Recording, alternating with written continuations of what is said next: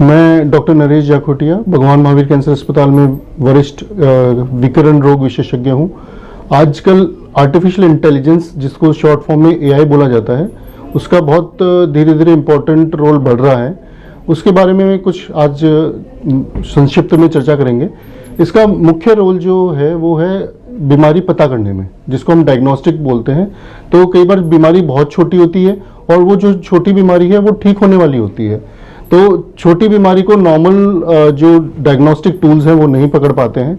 उसके लिए एआई के माध्यम से हम बीमारी के बारे में जल्दी पता कर सकते हैं। इसमें कोलोनोस्कोपी और अदर जो जांच होती हैं, CT scan, MRI, PET scan, उसमें भी ये एआई इम्पोर्टेंट रोल प्ले करती है बीमारी को जल्दी पता करने में।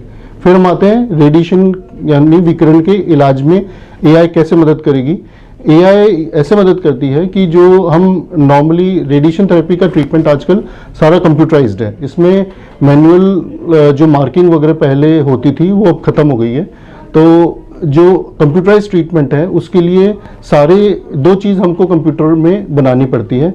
एक तो नॉर्मल ऑर्गन बनाते हैं जिसको OAR बोलते हैं, ऑर्गन एट रिस्क, और दूसरा बनाते हैं हम जहां हमको बीमारी को टारगेट करते हुए रेडिएशन देना पड़ता है। उसको क्लिनिकल टारगेट वॉल्यूम CTV और प्लानिंग टारगेट वॉल्यूम PTV बोलते हैं। तो दो पार्ट होते हैं ये, OAR और टारगेट वॉल्यूम्स।